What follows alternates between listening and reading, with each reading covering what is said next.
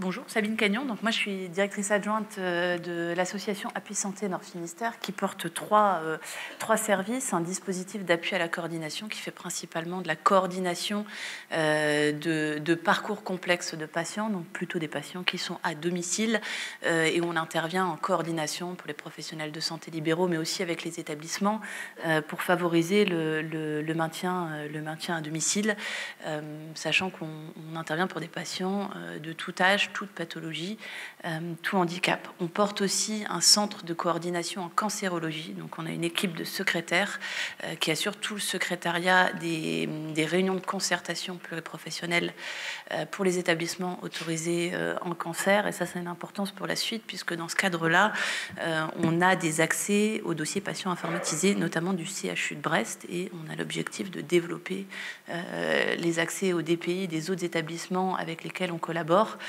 puisque ça facilite la réalisation des fiches. Et puis on est également gestionnaire de 2 CLIC, les centres locaux d'information et de coordination en gérontologie. Simplement pour la petite histoire, mais parce que ça a son importance aussi. Avant d'arriver au DAC, donc 3 mois avant notre cyberattaque, je suis directrice d'établissement médico-social de formation et j'étais directrice au CHU de Brest et notamment référente pour le pôle SAMU Urgence. Donc la gestion de crise, ça me parlait un peu et j'avais eu à connaître notamment 2 pannes assez importantes d'Orange qui ont fortement impacté le SAMU. Donc j'arrivais avec tous les bons numéros de téléphone dans mon carnet d'adresses, qui n'est pas toujours le cas. Alors je passe parce qu'on s'est réorganisé un peu. Alors on a peut-être interverti les présentations du CHU et du DAC. On y reviendra tout à l'heure pour le CHU. Voilà. Donc très rapidement, parce que l'objectif c'est plutôt de centrer sur les conséquences en termes de vraiment d'impact sur l'activité, notamment pour des plus petites structures. Mais c'est vrai que dans des petites structures, nous c'est moins de 50 ETP, on n'a pas forcément toutes les infrastructures en termes de maîtrise de gestion de risque, on n'a pas de direction de la qualité, on n'a pas, probablement que Laurence en parlera après moi, ce fameux EDR qui est la structure qui permet de faire une veille systématique 24 heures sur 24, 7 jours sur 7 sur son système d'information. Et on a des prestataires, mais on a des prestataires dont on ne connaît pas forcément la valeur, notamment en système d'information. C'est pas là où on est le plus formé. Donc nous, la cyberattaque, elle a commencé le 21 janvier, une intrusion évidemment que personne n'a vu, puisque c'est le principe des cyberattaques. Et généralement, il y a d'abord des intrusions qui permettent de venir espionner finalement la structuration du système d'information. Et les conséquences, on les a vues le 26 janvier, très concrètement, quand la comptable n'a pas réussi à se connecter sur le serveur pour commencer à saisir les factures. Les analyses ont montré que finalement la cyberattaque en tant que telle, elle avait eu lieu dans la nuit du 25 au 26, ça a duré 1 heure, 40 minutes, pas plus, mais ça a été suffisant pour crypter la totalité des données qui étaient sur les serveurs et pour effacer les sauvegardes. Donc il y a eu un impact, d'abord on a eu une journée d'impact très concrètement où le temps d'analyser la situation, puisque évidemment on n'a pas de prestataire sur place, donc c'est le prestataire informatique qui a d'abord pensé à une panne comme ça peut arriver, et c'est vers 16h le soir où nous a été confirmée la probabilité de la cyberattaque. Donc effectivement pendant cette journée-là, la chance qu'on a eue quelque part, c'est que finalement la majorité de nos applications métiers sont des applications SaaS, donc sur le web, et que la majorité de nos équipes aussi, comme elles interviennent à domicile, sont équipées de téléphones portables professionnels. Donc finalement, tout le monde a pu se mettre en 4G, même si Internet était coupé, et continuait de fonctionner, hormis la comptabilité et hormis un partenaire, la plateforme d'éducation thérapeutique du Nord Finistère qu'on héberge dans nos locaux et qui, eux, avaient encore à cette époque tous leurs fichiers et leur mode de fonctionnement sur serveur. Donc les serveurs ont été débranchés, hein, c'est le principe de la cyberattaque. Quand on suppose qu'il y a une cyberattaque, on débranche. Ont été débranchés à midi et le soir à 17h, on a eu confirmation de la cyberattaque.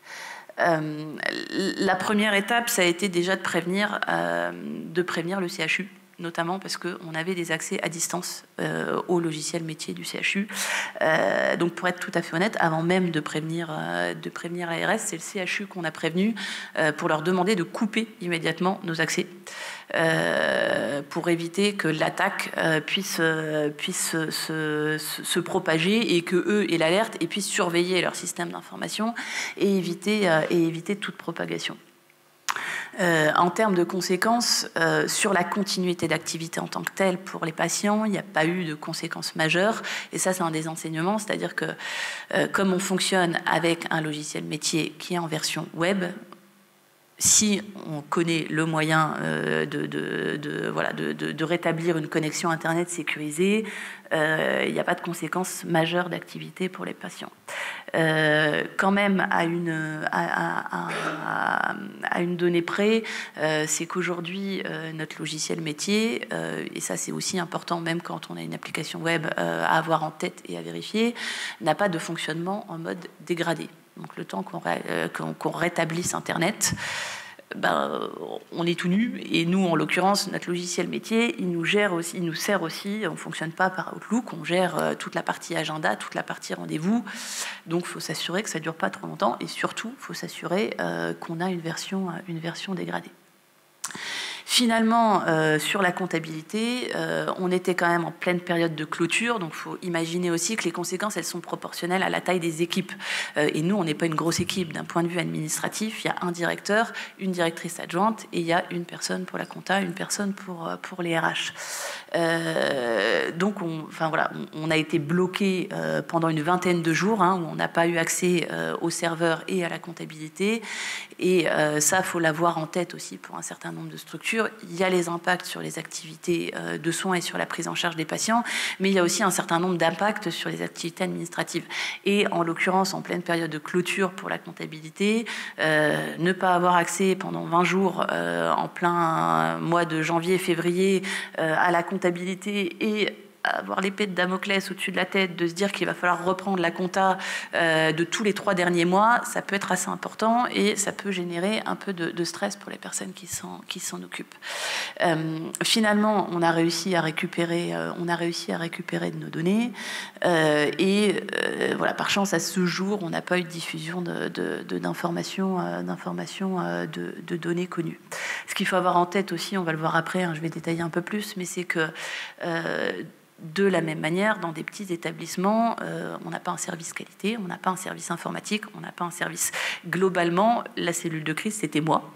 Voilà, le directeur étant en déplacement le lendemain. Donc, l'impact sur l'activité, il est aussi important de ce fait-là. C'est-à-dire qu'il y a une personne, moi, clairement, pendant 15 jours, j'ai arrêté tout ce que je faisais. J'ai fait la gestion de la cyberattaque, la gestion du système d'information, etc. Puis, au bout de 15 jours, j'ai rallumé mon ordinateur, j'ai rallumé ma boîte mail, et puis j'ai commencé à reprendre mes activités. Et finalement, de la même manière, c'est un travail de longue haleine. C'est-à-dire que moi, j'ai terminé hier, donc ça fait 1 an, les réunions pour finir de déployer tous les outils pour renforcer la sécurité du système d'information qu'on a pu mettre en place auprès des équipes. Parce que de la même manière, finalement, on a la force de frappe qu'on a en fonction de la taille aussi des équipes. Donc, c'est vrai que les conséquences, elles dépendent forcément de l'ampleur et les conséquences et leur ampleur, elles dépendent forcément de la structuration du système d'information. Mais il faut se dire que même si on est petit, quoi qu'il arrive, elles seront importantes parce qu'on a aussi moins de personnes pour pouvoir gérer ces conséquences. Il y a des conséquences, comme je le disais, sur les équipes. Éventuellement, si les logiciels pour fonctionner sont sur un serveur, il y aura nécessairement des conséquences sur l'activité, sur la gestion des patients. Et nous, c'est vrai que par rapport aux collègues d'autres dispositifs d'appui à la coordination ou aux collègues de structures plus petites, vraiment le conseil et le rétexte qu'on en tire, et nous c'est un des projets, hein, c'est de ne plus avoir de serveur et c'est de fonctionner essentiellement avec des applications qui sont en version web, justement pour éviter ces désagréments. Et puis, voilà, c'est même quand on est petit, on peut rédiger des plans de continuité de l'activité. C'est-à-dire qu'il faut savoir comment on se reconnecte à Internet, avec quels moyens, l'avoir à disposition. Il faut savoir quel partenaire on va prévenir. Il faut savoir, et plus on anticipe, plus on arrive à réduire l'impact aussi sur le quotidien. Et puis, il ne faut pas oublier qu'il n'y a pas effectivement que l'activité auprès des patients, mais qu'il y a aussi toute l'activité administrative derrière qui potentiellement prend du retard. Et puis, il y a aussi, alors je ne sais pas si c'est plus fort ou moins fort sur des petites équipes, mais en tout cas, ça existe. Il y a un impact, entre guillemets, psychologique qu'il ne faut pas méconnaître non plus. Moi, le premier truc que j'ai fait le lendemain de la cyberattaque, c'est mettre tout le monde dans une salle parce que j'avais une partie des équipes qui était complètement affolée de se dire, enfin voilà, les premières réactions, c'était « Oh mon Dieu, comment on va faire ? On est comme dans un film ». Alors, il y avait ça, et il y avait la crainte de se dire « Si ça vient de mon ordinateur, je vais me faire virer ». Mais il n'empêche qu'en parallèle, c'est des petites équipes, donc il faut aussi gérer tout ça et gérer les petites équipes. Et donc c'est important aussi finalement de communiquer assez rapidement, de communiquer régulièrement, de communiquer aussi sur le fait que à l'heure actuelle, on n'est pas en train de chercher le coupable, on n'est pas non plus en train de chercher le coupable avec son prestataire, on est en train de réparer, de remettre en service, et le reste, ça viendra après. Et puis de maîtriser la communication en interne, parce que sur des plus petites structures, sur des plus petites équipes, on est moins aussi habitué à la gestion de crise, on connaît moins ces éléments-là, et donc très vite, nous, on a mis en place, dès le lendemain matin, on a eu l'appui de l'ARS, on a eu une cellule de crise, dès le soir même, on avait prévenu l'ARS, mais les équipes ne sont pas habituées à ça, et très concrètement, les seules sollicitations qu'on a eues, c'était pas des sollicitations de patients ou de familles de patients, c'était Ouest France, le Télégramme, France Bleu. Donc, il faut aussi très vite prévenir les équipes que s'il y a la presse qui appelle, etc., on ne répond pas et qu'on centralise les réponses et qu'on renvoie les réponses. Voilà, pour gérer la crise avec les serrures. Donc c'est vrai que nous, dès qu'on a prévenu le CHU de Brest, on a aussi eu une chance, c'est que Jean-Sylvain Chavannes, le responsable de la sécurité des systèmes d'information du CHU, a proposé de venir avec nous faire la cellule de crise avec le prestataire informatique pour analyser les causes de la cyberattaque et pour nous donner un coup de main sur la remise en sécurité et la définition de notre nouveau système d'information et notre nouvelle architecture et sur les bonnes mesures à prendre. Donc on a été accompagné à la fois par le CHU et à la fois par le CERT Santé qui accompagne les établissements au national. Mais ça veut dire aussi que pour les directions de plus petits établissements, et quand on est moins habitué à la gestion de crise aussi, c'est important de se constituer finalement une petite fiche de bons réflexes à avoir, de qui j'appelle et de est-ce que j'ai les numéros de téléphone. Très concrètement, nous on en a reparlé avec mon directeur qui lui était pas, voilà, et on a eu cette réflexion de se dire, lui disant, si j'avais été tout seul, moi le numéro de téléphone de la cellule de crise de l'ARS, je l'avais pas, le portail du signalement, je l'avais pas, et donc très concrètement la réaction ça aurait été je préviens et puis voilà, on va attendre de nous dire ce qu'il faut faire. On a réagi finalement aussi assez vite parce qu'on a eu l'appui du CHU, parce qu'on a eu l'appui du CERT et parce que étant habitué aux gestions de crise aussi, moi j'avais le numéro de téléphone de l'ARS, etc. Donc c'est des choses qui sont importantes à savoir et il faut partir du principe que ça arrive à tout le monde. Moi, arrivant du CHU, quand je suis arrivée à Appui Santé et quand d'anciens collègues m'ont parlé de cyberattaque, j'ai doucement rigolé en disant oh, « ça va, on a 50 salariés, qui est-ce qui va nous cyberattaquer ?» J'aurais mieux fait de me taire parce que voilà, ça nous est arrivé les premiers finalement. Donc, il faut avoir en tête que ça peut arriver à tout le monde et que les conséquences, elles sont aussi importantes. Hein. Les conséquences sur la direction, c'est que finalement, c'est de la gestion de crise qui reste quand même extrêmement chronophage. Moi, j'ai passé 15 jours à ne faire que ça. Et puis, il faut tout gérer en même temps. C'est comme tout, hein, les déclarations à la CNIL, les déclarations à l'ARS, le dépôt de plainte, les assurances, les communications en interne et en externe. Et surtout, il faut gérer la suite. Donc, il faut aussi assez rapidement monter en compétences. Hein. Moi, je me suis retrouvée dès le lendemain enfermée dans une salle de réunion avec mon prestataire informatique et le responsable des systèmes d'information, de la sécurité des systèmes d'information du CHU. Et au bout d'une demi-heure, ils ont commencé à parler de VLAN, de VMware, d'EDR, de choses comme ça. Donc, faut pas oublier aussi que dans ces cas-là, on reste quand même la direction et on reste maître de la situation. Et c'est important de comprendre les choses et de ne pas que les laisser aux techniques, parce que derrière, il faut les expliquer, il faut expliquer pourquoi on fait. Et donc, au bout de 30 minutes, je leur ai dit que je ne sortirais pas de la salle tant que j'avais pas compris et que j'étais pas capable de l'expliquer à quelqu'un. Et ça, c'est important à avoir en tête aussi, parce que finalement, quand c'est expliqué avec des mots simples, c'est compréhensible pour tout le monde. Mais c'est important parce que derrière la gestion des suites et la gestion du renforcement du système d'information et des mesures de sécurité qu'on peut mettre en place, c'est pas les experts techniques qui les déploient. C'est les managers sur le terrain et les gens qui sont sur le terrain. Et donc, si on n'a pas compris et qu'on ne sait pas expliquer à quoi ça sert et vulgariser le à quoi ça sert pour que les équipes se l'approprient, ça ne marchera pas. Il y a forcément des impacts aussi sur les partenaires. Et ça, j'insiste, et je pense que c'est important que tout le monde l'ait en tête, c'est que c'est aussi important que les plus gros s'intéressent aux plus petits.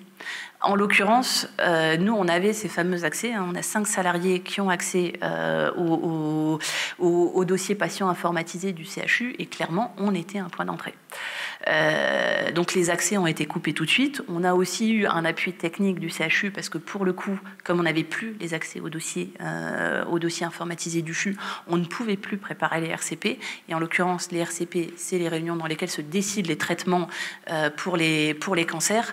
Donc le CHU nous a fourni des PC pour qu'on puisse continuer de fonctionner. Donc vraiment, ce qui est important à savoir, c'est que finalement, quelle que soit la taille, sur les cyberattaques, la question, c'est pas de savoir si on va être cyberattaqué, mais un peu quand. Et c'est quand même important de s'en préoccuper et de réfléchir à ça, même si on n'est pas ingénieur informatique. Et pour les plus petites structures, c'est quand même possible de se former et de sécuriser son système d'information. J'insiste notamment sur le fait qu'on peut se faire accompagner pour ça. Hein. Notamment, la gendarmerie développe des audits. Ça existe dans le 29. C'est une expérimentation, mais ça va se déployer. Ça existe aussi dans le 56, qui font des audits qui sont accessibles à tous et qui permettent vraiment d'avoir une première feuille de route de ce qu'on doit faire. Et puis, voilà, vraiment de réfléchir sur ce qu'on peut mettre en place pour sécuriser son système d'information. Mais c'est aussi important de bien savoir s'entourer et de savoir conserver la décision. Hein. C'est important dans ces moments-là aussi de s'intéresser aux partenaires, aux actions du partenaire et d'aller le challenger. C'est pas parce que le prestataire informatique, c'est lui le technicien, que c'est lui qui prend toutes les décisions et qui prend toutes les décisions sur quoi faire. Et ça, c'est valable quel que soit le domaine. C'est la direction qui reste la direction. Et donc, c'est important aussi moi, très concrètement, le prestataire informatique, je lui ai pas laissé le choix de lui mettre dans les pattes le responsable des systèmes de la sécurité des systèmes d'information du CHU quand il m'a dit qu'il venait. Je lui ai dit, ça va se passer comme ça, et lui, il va vous donner un avis. Alors, en l'occurrence, on a un prestataire informatique qui est compétent et qui a tout de suite dit, qui était tout de suite intéressé d'avoir quelqu'un qui avait l'expérience, mais ça, c'est aussi important, et surtout de bien s'entourer. Quand c'est pas un sujet qu'on maîtrise parfaitement techniquement, il y a des ressources. L'ARS, elle est là. Et clairement, elle nous a appuyé sur la rédaction des communiqués, du communiqué de presse, sur tous les aspects juridiques par rapport aux déclarations auprès de la CNIL.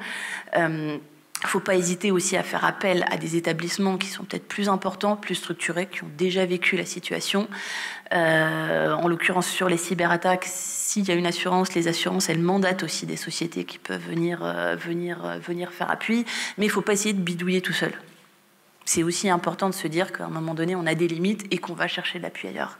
Et puis, effectivement, quand on le disait, quand on est petit et qu'on a tout à gérer en même temps, c'est vite aussi facile de plus savoir ce qu'on priorise et donc anticiper et effectivement disposer d'un certain nombre de ressources dans ce type de situation. Qui je préviens, comment je les préviens, où sont mes adresses e-mail pour prévenir les personnes, quel numéro j'appelle, je commence par qui.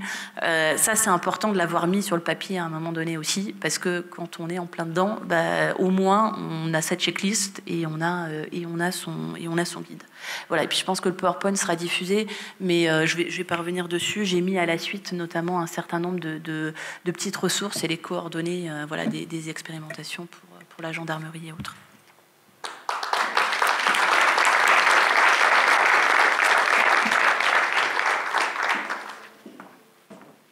Bonjour à tous. Le temps qu'on remonte du coup le PowerPoint, parce que c'était plus logique que la DAC intervienne avant. Je remonte mon PowerPoint. Donc, Laurence Julien Flagel.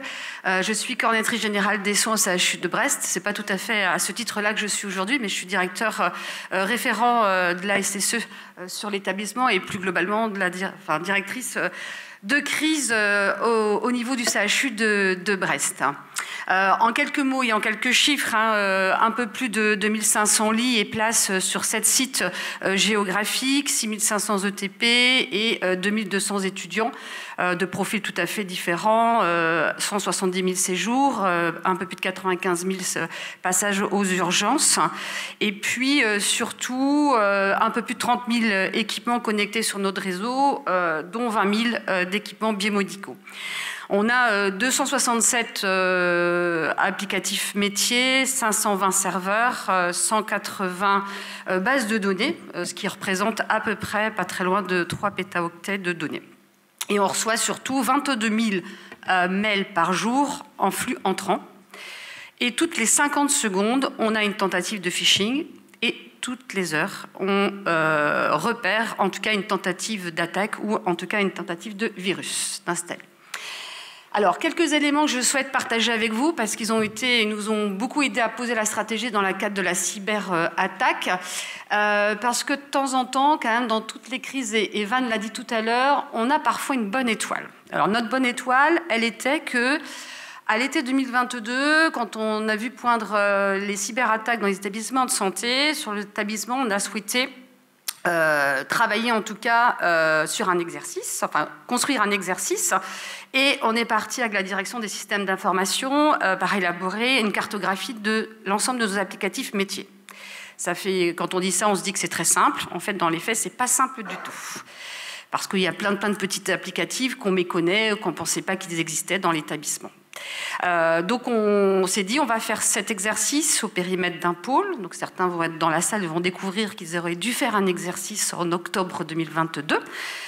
C'est un des pôles qui concerne nos activités de SAMU et de Centre 15 puisqu'ils ont un applicatif particulier. Ce même pôle a évidemment les portes d'entrée avec les urgences, donc utilisent le logiciel Urcal, ont les soins critiques et donc utilisent un autre applicatif métier qui est ICCA, et enfin ils ont aussi des unités de médecine post-urgence pour lesquelles ils utilisent le DPI de l'institution. Donc on trouvait que c'était un pôle qui était assez complet en tout cas pour faire cet exercice, donc prévu en début de mois d'octobre 2022.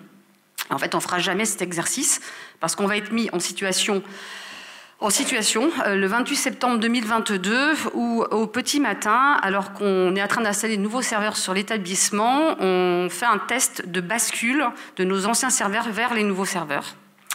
Et là, il y a un événement technique important, de nature électrique, avec une rupture complète de l'accès, en tout cas de la fourniture électrique sur les nouveaux serveurs, fait qu'on a eu un arrêt total de l'ensemble des applicatifs métiers, donc en interne, en externe. Donc on était non pas dans le noir comme Van, mais pas très loin. Donc pour sur tout le parcours patient, en commençant par le centre 15, donc plus de téléphone, plus de mail, aucun applicatif. Donc on fait régulièrement des upgrades de tous les applicatifs métiers comme dans tous les établissements, mais on a un délai de prévenance, on fait un mail 15 jours avant, puis 10 jours, puis une semaine, puis la veille, puis le jour même. Enfin là évidemment évidemment, ce matin-là, ça s'est pas passé comme ça. Donc évidemment, on a fait un rétexte de cet incident technique majeur et on avait un certain nombre d'éléments et on avait évidemment déroulé un plan d'action.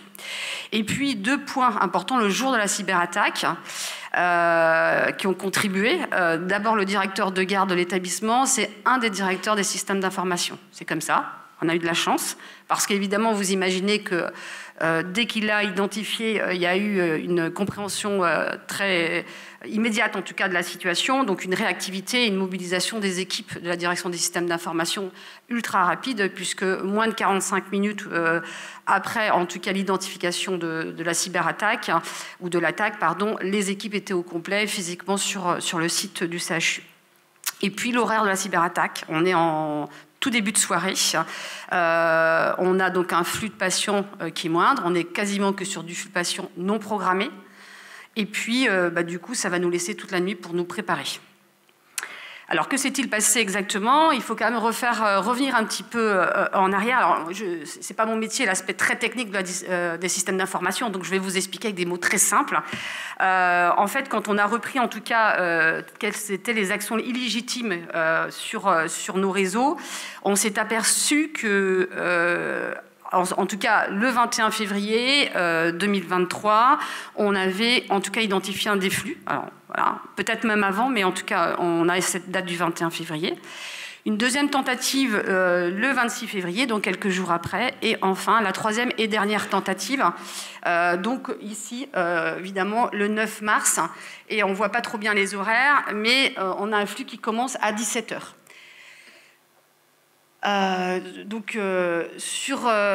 pour vous expliquer un petit peu pourquoi on a fait cette démarche de recherche de flux un peu malveillants, c'est qu'on a essayé de comprendre ce qui s'était passé. Alors en fait, ce qui s'est passé, c'est via un PC PC personnel d'un de nos professionnels de santé qui a installé un pack Windows craqué. Et dans ce pack Windows, il y avait un petit logiciel qui sert à récupérer tous les mots de passe, pas que professionnels, mais aussi personnels, donc WhatsApp, Insta. Via ce petit logiciel, l'ensemble de ces codes d'accès, donc CHU, parce qu'elle exerçait au CHU, mais ces codes privés, ont été récupérés par un premier attaquant qui les a revendus sur le dark web à un deuxième attaquant qui a voulu s'en servir, mais il ne peut pas s'en servir directement. Donc il est obligé de passer par une phase d'écran, et notre phase d'écran, nous, c'était des serveurs aux États-Unis. Tout ça, c'est du vrai, parce on a remonté complètement la filière. Et évidemment, pour pouvoir rentrer dans notre système d'information, il est obligé de passer par Internet. Donc notre système d'information avec toutes nos fermes, tous nos applicatifs métiers, qui est géré par Active Directory. Donc, en fait, l'idée d'un attaquant, c'est, via ce trajet-là, de prendre possession d'Active Directory qui prendrait le contrôle de l'ensemble de nos applicatifs de métier pour crypter les données. Et un point important, là, vous remarquerez, il y a des petits points rouges qui sont des petites bombes, puisque les flux que vous avez vus, qu'on a identifiés à partir de février, c'était pour commencer à déposer des petites bombes. Alors les flux, ils sont passés en dessous des radars, un de nos logiciels de repérage, mais de notre prestataire, parce que sur un établissement comme le nôtre, on a un prestataire qui surveille également nos flux. Alors, la première heure de la cyberattaque, c'est des moments importants. On voit bien que chacun d'entre nous, depuis ce matin, on a fait vraiment une focale sur la première heure de la crise, et ça, c'est important. D'abord, nos flux, ils ont été identifiés par l'Agence nationale des systèmes d'information. Ça, c'est important. Donc, à 20h49 exactement. Très vite, la situation, en tout cas via le directeur de garde, ça a été, et son équipe, de pouvoir en tout cas valider qu'il y avait des connexions frauduleuses. Et puis, évidemment, vous imaginez une réactivité immédiate avec un premier point de situation en tout petit format, dont président de CME, DG, DGA, évidemment, président de CME, le directeur des gardes et la direction des soins, vers 21h. Et donc là, on prend la décision de très vite, le temps que les équipes de la direction des systèmes d'information sont en train de travailler, alors évidemment, ça se fait en parallèle, on a posé le parcours patient et on a identifié les points critiques de ce parcours patient. Et on se répartit avec le directeur des systèmes d'information l'appel au SAMU, aux urgences, à la biologie, l'imagerie et les blocs opératoires. Et les soins critiques, c'est juste en dessous, qui nous, on a identifié en tout cas comme critiques au niveau du parcours patient. Et on transmet comme information, on a une forte instabilité sur notre réseau Internet. Donc, préparez-vous, peut-être, on va passer en mode dégradé.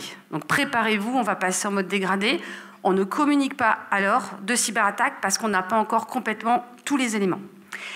On fait un deuxième point de situation vers 21h30 et là on prend la décision d'une coupure Internet une fois qu'on avait identifié les impacts métiers. Et donc comme pour reprendre mon petit schéma de tout à l'heure, donc évidemment on imagine bien qu'une fois qu'on a coupé Internet ici, et ben là on est un peu protégé, mais ce qui nous reste là, ce sont encore les petites bombes qui sont déposées. Donc le moindre accès, les petites bombes vont s'activer pour prendre le contrôle d'Active Directory. Alors, si on regarde un petit peu, en tout cas, les premières heures ensuite, évidemment, vers 23h, on refait une cellule de crise un peu plus importante, où là, on va poser, la stratégie, et 2, nos éléments de communication.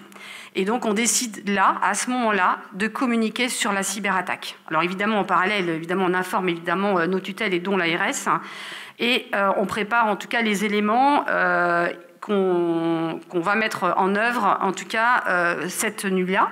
Vers 5h du matin, on fait un autre point de situation. Et puis, à partir de 6h, on se met réellement en cellule de crise. Alors, on a des temporalités un peu différentes. C'est notre mode de fonctionnement sur l'établissement, très agile. Un premier cœur très réduit, très réactif, très agile. Et en fait, une structure plus importante qu'on l'on déploie à partir de 6h du matin en cellule de crise, avec des communications aux professionnels de santé. On commence par les chefs de pôle et les 4 subs de pôle, parce que lors de notre panne électrique, on avait déployé des groupes WhatsApp. Alors les groupes WhatsApp, 2 groupes WhatsApp essentiels, qui nous ont aidés plusieurs fois, en tout cas depuis la mise en route, en cyberattaque, mais également quand on a eu, et on va en parler cet après-midi, le risque de rupture d'approvisionnement en eau, et puis là, dernièrement, sur la tempête. Donc, un flux WhatsApp qui est géré par le président de CME, la présidence de CME, chef de pôle, et un groupe WhatsApp 4 sup qui est géré par la direction des soins. Les messages sont identiques sur les 2 flux.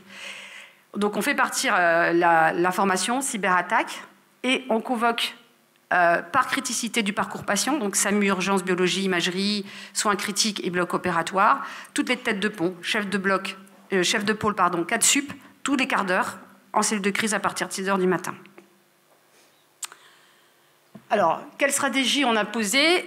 Très vite, dans la nuit, on s'est rendu compte qu'il fallait qu'on repose une gouvernance, par la nature de la crise, était un peu différente de ce qu'on a l'habitude de faire. Et donc, on va mettre en miroir d'une cellule de crise institutionnelle, une cellule de crise opérationnelle par les systèmes d'information. Donc, et cette cellule de crise, ces 2 cellules de crise, elles vont travailler en miroir avec des points de situation toutes les 2 heures la première journée. Il fallait une agilité, c'est-à-dire que nous, la cellule de crise prend des décisions, arbitre, priorise, renvoie la cellule opérationnelle, et puis la cellule opérationnelle, elle fait retour. Ça fonctionne pas, c'est possible, c'est pas possible. Et nous, on repriorise en cellule de crise. Bien entendu, c'est de mesurer l'impact de la cyberattaque sur le parcours patient. Donc, on reprend, en tout cas, c'est comme ça qu'on a fonctionné, en tout cas, sur le parcours patient. C'était assez aidant pour éviter d'avoir des trous dans la raquette. Entrée SAMU urgence, les prestations nécessaires pour la prise en charge du patient, biologie, imagerie, bloc opératoire. Ensuite, les hospitalisations conventionnelles, l'ambulatoire, les transferts intra-établissement et puis les transferts hors établissement. Et puis, on a un certain nombre de ce qu'on appelle nos services prestataires, la biologie, l'imagerie, la pharmacie, qui fonctionnent pour d'autres établissements. Donc, il ne fallait pas non plus que parce qu'on était cyberattaqué, les établissements pour lesquels on prépare des chimiothérapies les établissements pour lesquels on prend en charge leur biologie, les établissements pour lesquels on interprète leurs images, soient à l'arrêt. Donc il faut trouver des solutions pour continuer cette prestation. Et donc on identifie, on arbitre les flux prioritaires à ouvrir. Ça c'est c'est ultra important parce qu'on a été inondé d'appels au début, et vous allez vite voir ce qu'on a mis en place de façon opérationnelle, parce que tous les flux, tout le monde a son flux prioritaire, un peu comme tout le monde veut passer avant tout le monde, même s'il a 2 patients en charge, quand il en a 150. Donc effectivement, on a d'abord travaillé sur les applications soins inaccessibles en mode dégradé, pour lequel il était impératif de fonctionner. Et puis les impératifs support, brancardage, imagerie, logistique, restauration, paye. Nous, on était aussi 9 mars, nous, notre date butoir de paye était le 10, donc voilà, on avait encore quelques heures. Et puis surtout, c'était un mois où la prime de service était versée. Voilà, petit enjeu quand même, voilà. Donc il faut trouver des solutions. Et puis surtout, il faut sécuriser le parcours patient. Et je vais y revenir tout à l'heure. Alors on s'est posé évidemment la question, que vous vous posez tous, est-ce qu'on déclenche ou pas le plan blanc? Et nous on a décidé de ne pas déclencher le plan blanc. Pourquoi? D'abord parce qu'on arrivait à fonctionner sur notre parcours patient en interne. On ne pouvait plus communiquer avec l'externe, mais en interne on fonctionnait. On fonctionnait aussi parce qu'on a sécurisé la prise en charge du patient avec l'identito-vigilance. On a encore sur l'établissement un fonctionnement avec ce qu'on appelle la carte permanente, c'est-à-dire qu'en fait, le patient, il a juste un numéro et des étiquettes pour toute l'année. Donc on a le flux de patients qui était connu, le flux de patients un peu chroniques qui reviennent régulièrement, ils avaient déjà leurs étiquettes puisqu'elles sont générées en janvier de toutes les années. Donc ça veut dire qu'ils pouvaient revenir dans le flux sans problème. Tous les patients qui étaient prévus en hospitalisation, éventuellement pour une intervention chirurgicale, ils sont destinataires par courrier de leurs étiquettes à peu près une semaine avant. Donc, ce qui veut dire qu'au moment de la cyberattaque, ils avaient déjà tous leurs étiquettes. Et puis, les patients qui n'étaient pas connus d'établissement, qui arrivaient en tout cas au niveau des urgences, on a fonctionné avec les étiquettes de type plan blanc. Le temps en tout cas de consolider avec évidemment une double pas qu'avec le numéro plan blanc, mais on avait également associé l'identité exacte et date de naissance. Et puis, vous imaginez bien que le premier flux qu'on a souhaité réouvrir, c'est notre gamme au niveau des bureaux des entrées, pour en tout cas consolider les identités. Et puis, on a souhaité ne pas déclencher le plan blanc parce qu'on voulait, en fonction de la crise et de ce qu'on allait avoir comme ressources, en tout cas, déclencher et solliciter des personnels en fonction de nos besoins. Et puis, la stratégie, c'est d'établir un plan de communication. Est-ce qu'on communique sur la cyberattaque ou pas? Donc, c'est notre choix. En interne, avec des mails touchus, puisque ça fonctionnait, les groupes WhatsApp, je vous en ai parlé. On a fait une page intranet dédiée, en tout cas, à la cyberattaque, qu'on alimentait avec un flux d'informations au quotidien. Donc, l'ensemble de nos professionnels pouvaient avoir accès à ce qui se passait. Et puis, on a fait des points réguliers en présentiel avec les chefs de pôle, les cadres sup, les directeurs référents de pôle pour redescendre de l'information. Bien entendu, il y a un plan de communication en externe, avec nos tutelles, l'ARS, avec qui on a eu évidemment de nombreux points d'échange et cellules de crise. Les partenaires du territoire et plus largement, évidemment, tous les établissements périphériques, beaucoup les médias. Alors ça, c'est une gestion à part entière. Les médias, on a été fortement sollicités par les médias et les réseaux sociaux. Donc, il y a beaucoup de gestion de flux entrants-sortants sur la communication qu'il ne faut pas... il faut vraiment bien le prendre en compte, parce que c'est vraiment beaucoup de sollicitations. Et puis, un aspect plus opérationnel... on a décidé dès le matin, vers 6h le matin, enfin en tout cas 6h en cellule de crise, de sécuriser l'ensemble de nos sites, de nos 7 sites, par la présence des membres du CODIR. Donc chaque directeur s'est vu attribuer physiquement un site où il est allé s'installer sur le site, en tout cas pour la première journée de la cyberattaque. Et il avait comme consigne, en tout cas, de relayer la communication et de rassurer les professionnels. Un peu comme tout à l'heure, Sabine disait, il y a des professionnels qui ont été complètement, qui ont eu peur qu'on saisisse un certain nombre d'informations dans leur dossier administratif. Ils ont eu peur que si on repérait qu'ils avaient utilisé frauduleusement ou étaient allés sur un site internet à partir de leur PC professionnel, ils allaient avoir une sanction. Donc il y avait vraiment beaucoup de réassurance. Et puis on a fait du aller vers. Ils sont allés dans les services expliquer, voir l'impact qu'est la cyberattaque, voir si tout le monde a été bien en mode dégradé, s'il ne leur manquait pas des éléments. On a mis aussi très vite à disposition des moyens de communication vers l'extérieur, donc avec des PC, ce qu'on appelait étanches, avec un système de clé 4G pour accéder aux applications extérieures. Donc là, c'est pareil, il a fallu prioriser et puis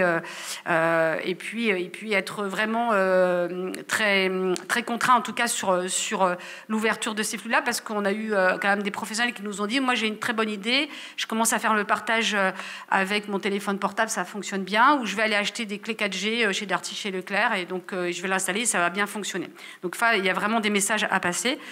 On est revenu au fax filaire, donc là il a fallu juste en trouver. On a trouvé un tout poussiéreux au CH de Landerneau, et après on a fait tout le tour des établissements pour trouver des fax filaires. Et puis en fait on a aussi créé des boîtes mail GHT, donc groupement hospitalier de territoire de Bretagne occidentale, pour pouvoir accéder à l'extérieur.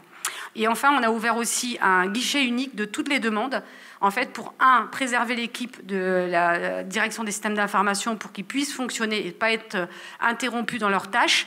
On a fait un guichet unique via l'outline, donc qu'on a renforcé, et on a demandé pour chaque demande d'intervention, c'était par téléphone, par l'ouverture d'un ticket, par mail, et ça nous permettait, en tout cas en cellule de crise, de tracer aussi toutes les demandes, de ne pas faire d'impasse, qu'il y a des niches, voilà, on a tous des niches dans les établissements, et de pouvoir prioriser. Et puis, on a surtout mis en œuvre une cellule d'ordonnancement de sortie, puisque, du coup, tout ce qui était sorti, gestion de demande d'admission via Auris, on ne pouvait plus les faire. On n'avait plus d'échange mail avec nos partenaires extérieurs. Donc, on a mis une cellule d'ordonnancement de sortie qui a été vraiment extrêmement appréciée. Alors, si on regarde un tout petit peu la cinétique de la crise, comme on se l'a dit tout à l'heure, une crise, c'est une crise longue, puisqu'elle a commencé, évidemment, il y a une période qui était transparente pour l'établissement. Néanmoins, à partir du 9 mars, on a commencé à sortir de crise le 31 mars, donc une crise d'un bon mois. Et puis, on a rétabli Internet le 14 avril. Et puis, bien entendu, ça nécessite de faire des rétextes, d'accompagner les changements, et de faire des ajustements techniques. On n'est pas très loin d'1 an de la cyberattaque. On n'a pas encore réouvert l'ensemble de nos flux. Donc, on sait que c'est des crises quand même extrêmement longues. Alors, si on regarde, en tout cas, les points améliorés, c'est le fonctionnement de ces fax, parce que il faut revenir à quelque chose qu'on a vu un peu oublié. La maîtrise, en tout cas, des flux d'application en augmentant la vitesse de relance, ça, c'était plutôt sur le système d'information. La communication au grand public pour éviter les malentendus avec les services de soins. On avait communiqué avec la presse, mais la presse, elle s'est focalisée sur la cyberattaque au lieu de partager la communication, les éléments de communication qu'on avait, de rassurance, qu'on avait fait passer en disant « vous pouvez continuer à venir au CHU, on va pour vous soigner ». Et ça, c'est passé un peu à l'as, donc c'est un point à retravailler, tout comme la communication auprès des professionnels de santé de la région brestoise. Et puis, c'est une crise longue, vous avez vu, quasiment 1 mois. Tout le monde veut participer à la crise et personne ne veut se reposer.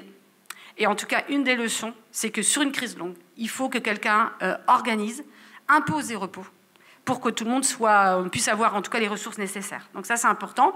Les points positifs, c'est la réactivité de l'équipe de la direction des systèmes d'information et puis de l'ensemble de nos professionnels qui ont été vraiment, et Eva le soulignait tout à l'heure, très compréhensifs, ont été vraiment dans la résilience, ont respecté en tout cas les aspects de sécurité. Le guichet unique, en tout cas, c'est un point fort pour préserver en tout cas l'équipe de la direction des systèmes d'information. Et puis on avait un dispositif qui fonctionnait très bien avant, aussi un organe de coordination des systèmes d'information, qui est avec des représentations médicaux et paramédicaux, qui s'appelle la COSI en interne, qui est plutôt sur les aspects applicatifs métiers et dossiers patients informatisés, qui a pu prendre le relais des cellules de crise, parce qu'au bout d'1 mois, il faut passer à autre chose. Donc les enseignements, c'est qu'évidemment qu'aucun système n'est vulnérable. Tous les systèmes sont vulnérables plutôt, de travailler des procédures dégradées avec les différents secteurs d'activité, on en a parlé, les PCA, et puis de préparer un canal de remontée d'informations du terrain, voilà, ça c'est aussi quelque chose d'important, et puis de pouvoir en tout cas s'entraîner, quelle que soit la nature de la crise, qui peut être d'une durée différente, en tout cas selon nos référentiels, on va dire, habituels. Merci à vous.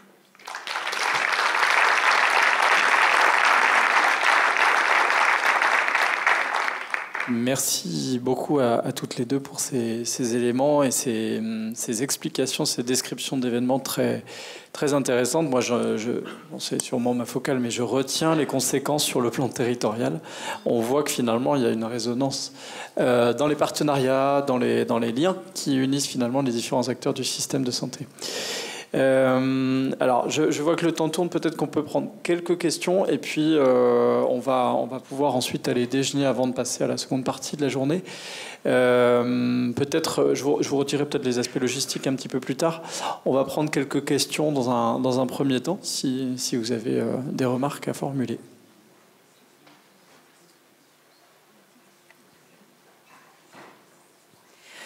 Séverine Maury pour le CHU de Rennes. Quel était votre niveau de préparation par rapport au plan de continuité d'activité dans les secteurs parce qu'on sait la mobilisation que ça demande et le sacerdoce de la mise à jour. Donc, est-ce que vous étiez doté de ces plans de continuité d'activité ? Alors, on n'était pas complètement doté. On avait commencé déjà à faire la cartographie des applicatifs métiers. On trouvait déjà que c'était un premier point. Alors, évidemment, on a sur les gros applicatifs métiers, on a des plans de continuité d'activité, mais on voit bien qu'il faut encore les affiner. Et on va avoir un accompagnement, on démarre un accompagnement pour entrer dans les détails et pour chaque secteur d'activité, pour vraiment construire ces plans de continuité d'activité. Avec un prestataire extérieur ? Oui.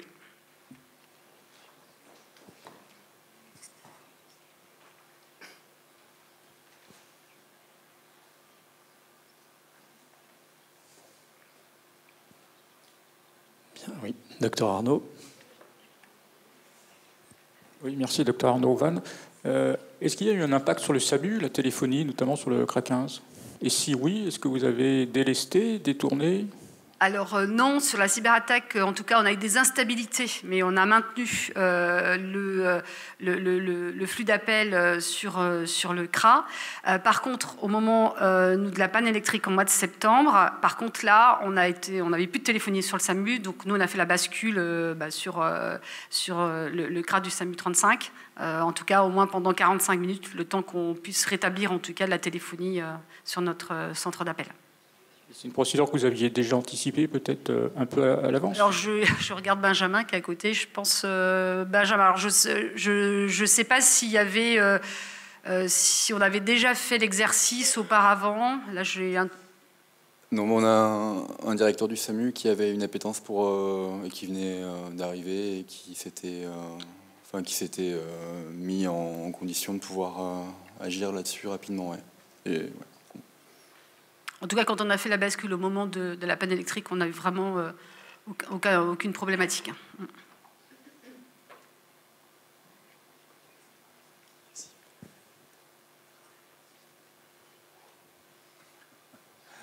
Oui, docteur Goua, donc du SAMU de Zone. Effectivement, la préparation professionnelle d'une bascule d'un système d'information en inter-SAMU et de la téléphonie et des moyens de communication qui sont encore plus complexes comme Antares et autres outils de communication avec S10. On a un outil qui est quand même de résilience qui est assez fonctionnel, c'est le SI SAMU, pour lequel on a un déploiement national qui permet quand même d'avoir le minimum d'informations, d'échanges sur un système web service et qui du coup permet d'avoir cette résilience inter-SAMU. Ce qui fait qu'une fois qu'on a fait les bascules de téléphonie, la problématique qu'on a tous, c'est de connaître la région et les acteurs du département. Et ça, nous, le SAMU 35, on ne peut pas avoir la connaissance des 20 SAMU de la zone. En revanche, via le SI SAMU, on renvoie sur le SAMU impacté en fait la totalité des infos. Et du coup, l'équipe va, elle, pouvoir se positionner sur les ressources disponibles, quoi.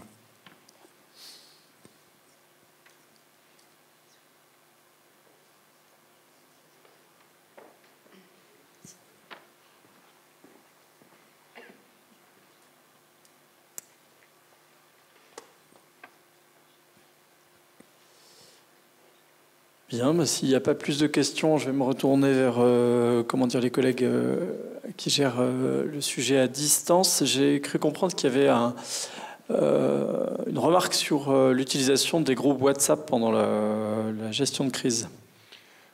Oui, effectivement, du coup, il y a une question, c'est l'intérêt du groupe WhatsApp plutôt que d'un autre moyen de communication peut-être, et de la sécurité des échanges via ces groupes.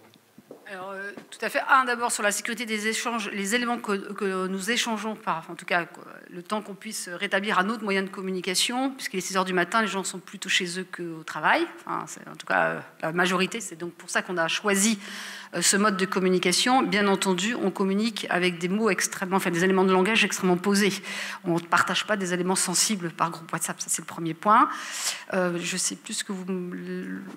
Donc ouais, la sécurité des échanges et l'autre, l'intérêt, je pense, du coup, de fonctionner avec des groupes WhatsApp plutôt que d'un autre moyen de communication. Alors, c'est la réactivité, d'abord parce que sur la cyberattaque, on ne pouvait plus adresser de mails à l'extérieur, donc même les professionnels qui ont un accès, VPN en tout cas, peuvent accéder à leur messagerie et établissement, ne pouvaient plus le faire, donc on pouvait éventuellement arroser la terre entière par un mail touchu, mais en tout cas, ça n'aurait pas posé, on n'aurait pas pu en tout cas contacter les professionnels extérieurs. Alors évidemment, à part prendre son téléphone et appeler individuellement chaque chef de pôle, comme on aurait pu faire traditionnellement lors d'un plan blanc, c'est pas le choix qu'on a fait. On avait ce groupe WhatsApp, les professionnels qui sont intégrés sur ces groupes-là sont extrêmement, évidemment c'est avec leur accord, bien entendu, puisque c'est eux-mêmes qui nous ont transmis leur 06 pour qu'on l'intègre sur ces groupes WhatsApp. Et d'ailleurs, il y a vraiment une assez satisfaction, puisqu'ils demandent en tout cas que nos moyens de communication, en tout cas pour déclencher le premier niveau de crise, soit ce moyen-là même pour eux, puisque quand ici ils ne sont pas aussi sur site ou ne sont pas mobilisables, ils peuvent très vite aussi, eux, s'organiser et trouver un référent dans leur pôle, par exemple, y compris pour les cas de sup. Et puis, on a, nous, un applicatif au niveau des membres de la cellule de crise qui s'appelle Houston, qui nous permet, en tout cas, d'avoir un déclenchement immédiat des membres de la cellule de crise, qui nous permet aussi de faire des audioconf très vite et qui nous permet de mettre toutes les procédures du plan blanc, entre autres, ou en tout cas de nos éléments de crise en accès, en tout cas, pour l'ensemble des membres de la cellule de crise. Donc, c'est un applicatif qui est aussi chargé sur votre téléphone portable. Donc, qui nous permet aussi de communiquer. Lors de la panne électrique, on a utilisé Houston. Enfin, il y en a sûrement d'autres, mais nous, on a Houston. Je ne fais pas de pub, c'est juste pour citer le dispositif. Et on a fait toutes nos audioconf via cet applicatif-là. Merci, effectivement, c'est des moyens, je pense à WhatsApp, qu'on a vu émerger, notamment avec la pandémie de Covid. Moi, j'ai le souvenir de groupes pour les Evasan qui ont pu parsemer les phases du Covid. C'est des enjeux qui dépassent la simple utilisation opérationnelle. On voit bien la sécurisation des données qui peut exister derrière. Juste peut-être pour rebondir, l'État français a déployé une messagerie de chat sécurisée. Donc, je pense qu'on a besoin de la rendre plus visible.